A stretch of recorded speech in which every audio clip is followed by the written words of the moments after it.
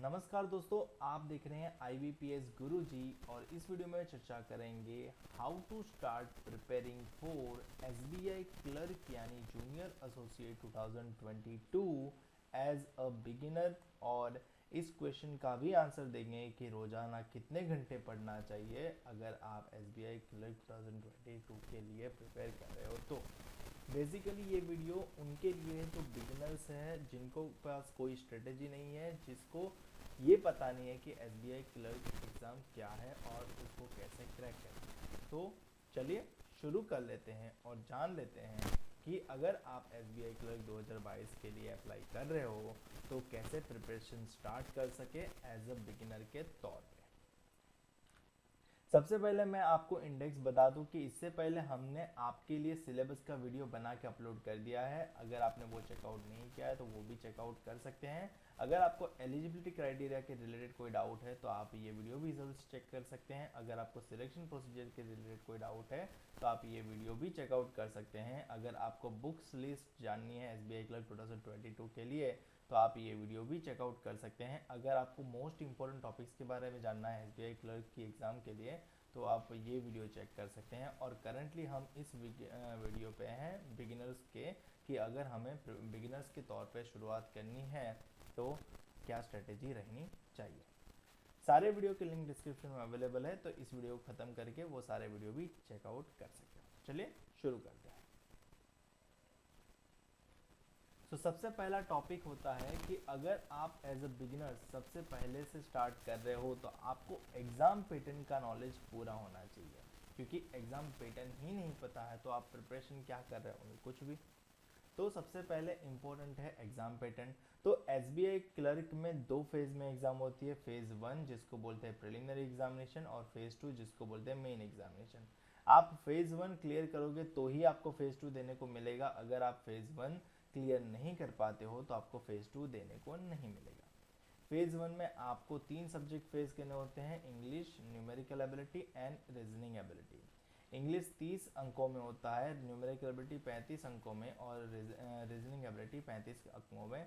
Total 100 question बन जाते हैं, 100 मार्क बन जाते हैं और कहने के लिए 1 घंटे का समय, पर वो सेक्शन वाइज 20-20 मिनट में डिस्ट्रीब्यूटेड है। यानी आपको हर एक सेक्शन के लिए 20 मिनट देना रहेगा। ना 20 से ज़्यादा मिनट दे पाओगे, ना 20 से कम मिनट दे पाओगे। ठीक है। अगर आप इंग्लिश लैंग्वेज 10 मिनट में ख़त्म करते हो तो आपको नेक्स्ट सेक्शन के लिए 10 मिनट एक्स्ट्रा मिलेंगे, ऐसा बिल्कुल भी नहीं होगा। आपको 10 मिनट तक बाकी के होने की 10 मिनट ख़त्म होने तक वेट करना पड़ेगा। तो ये चीज़ समझ लो, यहाँ पे बिगेस्ट फैक्टर है आपका time management, speed and accuracy. क्योंकि टाइम मैनेजमेंट होगा तो आप उसको 20 मिनट के समय में 30 क्वेश्चन या फिर 20 मिनट के समय में 35 क्वेश्चन कर पाओगे। और ये तब मुमकिन होगा जब आपके पास टाइम मैनेजमेंट के साथ साथ स्पीड भी होगी। और आपको मेन एग्जामिनेशन देने के लिए आपको ये प्रीलिम क्रैक करनी पड़ेगी और प्रीलिम क्लियर करने के लिए आपको ओवरऑल कट ऑफ में क्लियर होना पड़ेगा। और ओवरऑल कट ऑफ आपकी एग्ज़ाम होने के बाद डिसाइड होती है, एग्ज़ाम होने से पहले डिसाइड नहीं होती है।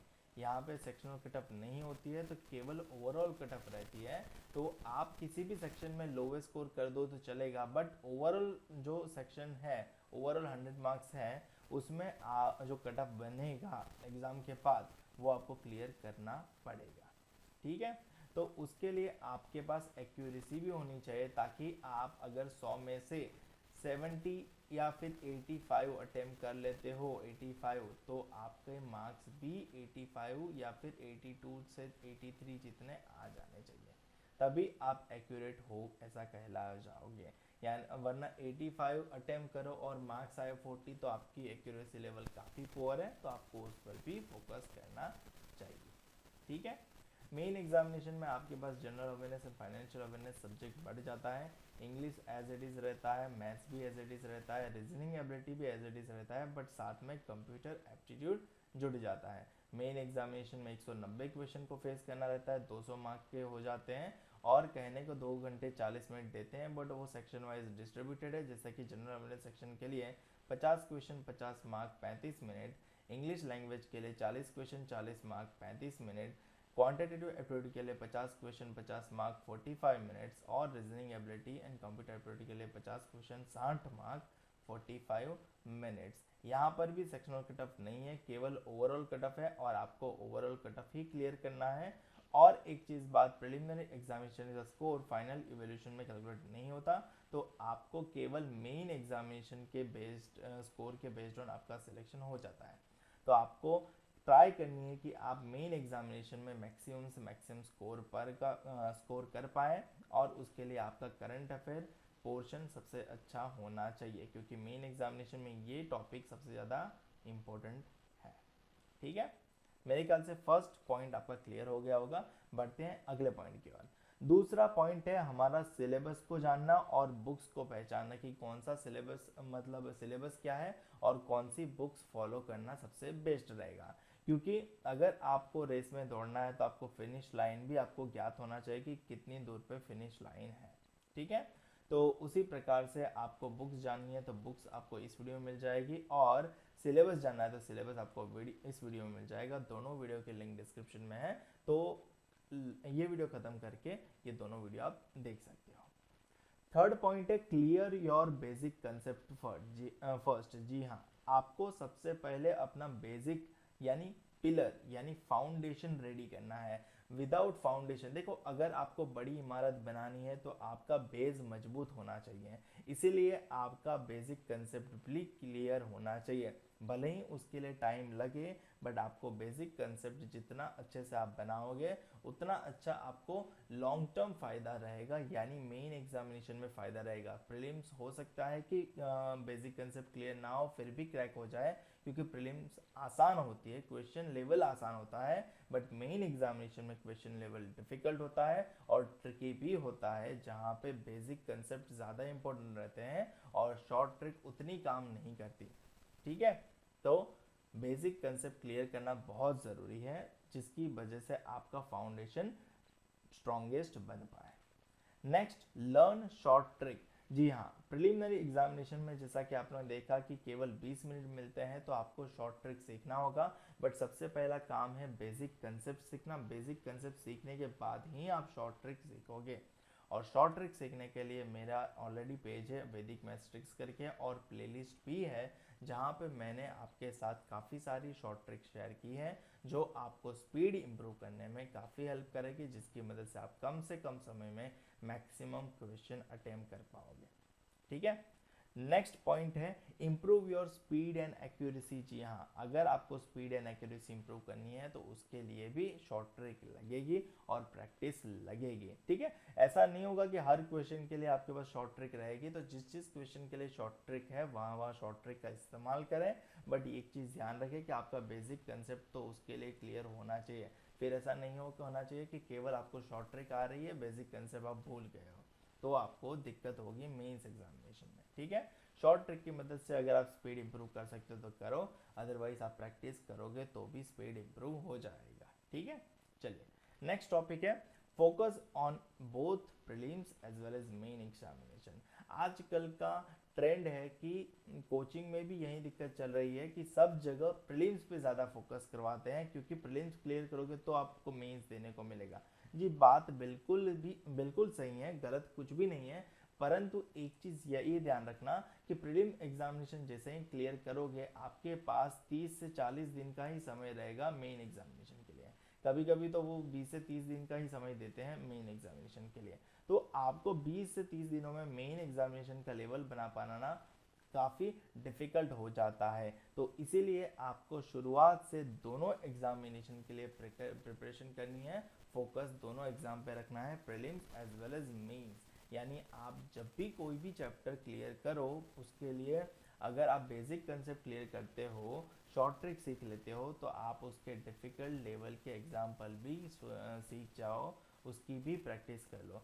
पूरी प्रैक्टिस ना करो, बट थोड़े बहुत क्वेश्चन डिफिकल्ट लेवल भी क्रैक कर लो, ताकि आपको ये आइडिया रहे कि मेन एग्जामिनेशन में डिफिकल्ट लेवल है जो आपको सॉल्व करना है। ठीक है, तो सिर्फ प्रीलिम्स के लिए प्रिपेयर ना करें, prelims as well as mains के लिए भी प्रिपरेशन जारी रखें। नेक्स्ट टॉपिक है start reading daily current affairs on daily basis. जी हाँ, अगर आपको मेंस की प्रिपरेशन करनी है तो ऐसा नहीं होना चाहिए कि आपका प्रीलिम सिलेक्शन हो जाए और 20 ही दिनों में अगर आपकी मेंस एग्जाम हो तो आप 20 दिनों में डिफिकल्ट लेवल बना रहे हो, करंट अफेयर भी पढ़ रहे हो, तो पूरा करंट अफेयर डाइजेस्ट कर पाना मुमकिन नहीं है उतना अच्छे से। तो इसीलिए आपको डेली बेसिस पे करंट अफेयर्स पढ़ना चाहिए। और हमारा करंट अफेयर्स अंडरस्कोर गुरुजी करके भी इंस्टाग्राम पे पेज है, जहाँ पे मैं आपको डेली करंट अफेयर्स और current affair based quiz provide करता रहता हूँ। तो ये चीज़ ज़रूर से फॉलो कर ले। और हमारे करंट अफेयर नोट्स भी अवेलेबल है मार्केट में, तो आप वो भी परचेस कर सकते हो, लिंक आपको डिस्क्रिप्शन में मिल जाएगा। आप लिंक विजिट करके करंट अफेयर खरीद सकते हो, साथ में चल रहे कॉम्बो ऑफर का भी लाभ उठा सकते हो। नेक्स्ट टॉपिक है प्रैक्टिस मोस्ट इम्पोर्टेंट टॉपिक। जी हाँ, मैंने ऑलरेडी एक वीडियो शेयर की है आपके साथ, SBI clerk 2022 most important topics. इस वीडियो में मैंने आपके साथ कुछ टॉपिक शेयर किए हैं जो मोस्ट इम्पोर्टेंट है, जहाँ से आपको मैक्सिमम मार्क्स का पूछा जाता है। इसका मतलब ये नहीं कि आपको rest of the topic practice नहीं करने हैं, बट ये टॉपिक्स की प्रैक्टिस सबसे ज़्यादा होनी चाहिए, ताकि आप उनमें अपनी स्पीड और एक्यूरेसी बढ़ा पाए और आप कम से कम समय में मैक्सिमम क्वेश्चन अटेम्प्ट कर पाए, जिसकी मदद से आपका सिलेक्शन होने का चांसेस बढ़ जाए।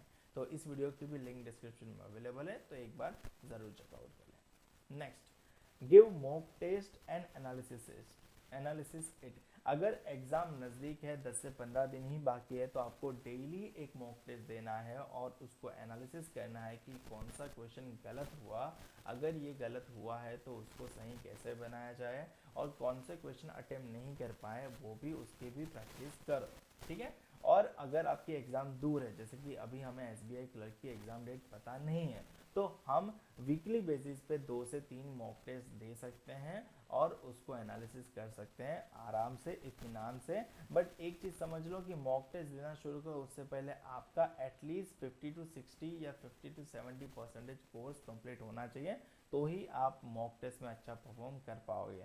और शुरुआत में मॉक टेस्ट में कम शायद मार्क्स कम भी आए तो आपको टेंशन लेना नहीं है, वो धीरे धीरे प्रैक्टिस करते करते आपका मॉक टेस्ट में लेवल बन जाएगा। बट हाँ, मॉक टेस्ट लेना ज़रूरी है, मॉक टेस्ट देना ज़रूरी है, क्योंकि उसकी मदद से आपकी स्पीड, टाइम और एक्यूरेसी बढ़ती है, ठीक है।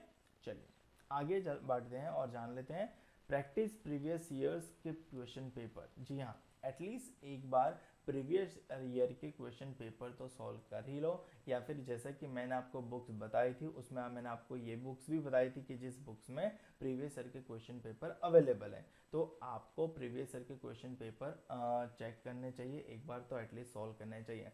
और प्रीवियस ईयर के पेपर यानी 2015, 16, 17 वाले चेक नहीं करने हैं, अभी लेटेस्ट वाले चेक करने हैं, यानी 2020, 21 वाले पेपर चेक करो और उसको सॉल्व करो, ताकि आपको रिसेंटली जो लेवल अपग्रेड हुआ है वो उसके बारे में पता चले। नेक्स्ट टॉपिक है start solving difficult level question. जैसे ही आपका 80 to 90% सिलेबस खत्म हो जाता है, आपने डेफिनेटली जैसे जैसे चैप्टर चलते जा रहे होंगे तब आप डिफिकल्ट लेवल के सम सॉल्व करते रहे होंगे, बट जैसे ही आपका प्रीलिम्स का लेवल बन जाए तो आपको डिफ़िकल्ट क्वेश्चन सॉल्व करना शुरू कर देना चाहिए और करंट अफेयर पे फोकस करना शुरू कर देना चाहिए, क्योंकि जैसे ही प्रीलिम्स आपके क्लियर होगी, मेंस के लिए आपके पास 20 से 30 दिन का ही समय रहेगा, तो आपको उसके लिए रेडी रहना पड़ेगा। और सिलेक्ट होने वाला बंदा वही है जो शुरुआत से ही प्रीलिम्स की भी तैयारी रखे और मेंस एग्ज़ाम की भी तैयारी करें। तो आपको मेंस की तैयारी शुरुआत से ही करनी है। नेक्स्ट है प्रैक्टिस 6 to 7 आवर्स डेली। काफ़ी टाइम सब लोग पूछ रहे थे कि सर दिन का कितना प्रैक्टिस करना ज़रूरी है। तो अगर आपको रिजल्ट कम से कम समय में जल्दी से जल्दी चाहिए तो आपको दिन का 6 से 7 घंटे पढ़ना चाहिए। और अगर आप इसमें कॉम्प्रोमाइज़ करोगे तो ये चीज़ समझ लो कि आपका सिलेक्शन थोड़ा दूर होता जाता दिखेगा, क्योंकि डेफिनेटली 6 से 7 घंटे की जगह अगर आप 3 से 4 ही घंटे देते हो तो आप उतना प्रिपरेशन नहीं कर पाओगे ऑन अ डेली बेसिस, तो आपका कोर्स ख़त्म होते होते टाइम ज़्यादा लग जाएगा। तो जाहिर सी बात है आपको 3 से 4 महीने में रिजल्ट नहीं मिलेगा। अगर आपको 3 से 4 महीने में ही रिजल्ट चाहिए तो आपको दिन का डेली का 6 to 7 आवर्स की प्रैक्टिस करनी ही चाहिए, क्योंकि आजकल कंपटीशन काफ़ी बढ़ चुका है, ठीक है। सब काफ़ी सारे बच्चे ऐसे भी हैं जो 10-10 12-12 घंटे प्रैक्टिस करते हैं। तो आपको एटलीस्ट 6 to 7 आवर्स प्रैक्टिस करनी चाहिए। मैं ऐसा नहीं कहता कि पूरा दिन प्रैक्टिस करते रहो, डेफिनेटली उतना कर भी नहीं पाओगे, और कर लोगे तो आपको दूसरे दिन तीसरे दिन उसको कंपेंसेट करना पड़ेगा। But on a daily basis 6 to 7 hours आप आराम से उसको एडजस्ट कर सकते हो, ठीक है। तो उसके अकॉर्डिंग आप अपनी प्रैक्टिस शुरू रखें। तो एक बार समराइज कर लेते हैं पूरे लेक्चर को, कि आपको फोकस होना चाहिए एग्जाम पैटर्न के बेस्ड ऑन, आपको सिलेबस पता होना चाहिए ताकि उसके अकॉर्डिंग आप प्रिपरेशन कर सको। आपका बेसिक कंसेप्ट डेफिनेटली क्लियर होना चाहिए, क्योंकि आपका बेसिक कंसेप्ट जितना अच्छे से क्लियर होगा उतना अच्छे से आप मेंस में परफॉर्म कर पाओगे। आपकी स्पीड और एक्यूरेसी आपको इम्प्रूव करते रहना है। जब जहाँ जहाँ लगे कि आपका यहाँ पे टाइम ज़्यादा कंज्यूम हो रहा है, तो कोशिश करो कि वहाँ पे कोई शॉर्ट ट्रिक या फिर कैसे वहाँ पे टाइम रिड्यूस हो। आपको मॉक टेस्ट देते रहना है और उसको एनालिसिस करते रहना है कि क्या गलत हुआ, क्या छूट गया, उसको कैसे अटेम्प्ट करें और उसको कैसे सही करें। और एक बार तो प्रीवियस ईयर के क्वेश्चन पेपर आपको सॉल्व करने चाहिए, ताकि आपको क्वेश्चन पेपर का लेवल पता चले और आप उसके अकॉर्डिंग प्रैक्टिस करते रहें। तो फिलहाल इस वीडियो में इतना ही। वीडियो अच्छा लगे तो लाइक करो, शेयर करो अपने दोस्तों के साथ, ताकि वो लोग भी अपनी प्रिपरेशन स्टार्ट कर सकें एज अ बिगिनर। और चैनल को अभी तक सब्सक्राइब नहीं किया है तो चैनल को सब्सक्राइब कर लो, साथ में बेल आइकन भी प्रेस करो, ताकि जब भी मैं आपके लिए नया वीडियो अपलोड करूँ आपको उसको नोटिफिकेशन तुरंत मिल जाए। और चैनल को अभी तक फॉलो नहीं किया तो और हमारे इंस्टाग्राम पेज को अभी तक फॉलो नहीं किया तो इंस्टाग्राम का पेज फॉलो ज़रूर कर देना। हमारी इंस्टाग्राम पेज की आईडी IBPS_गुरुजी। मिलते हैं अगले वीडियो।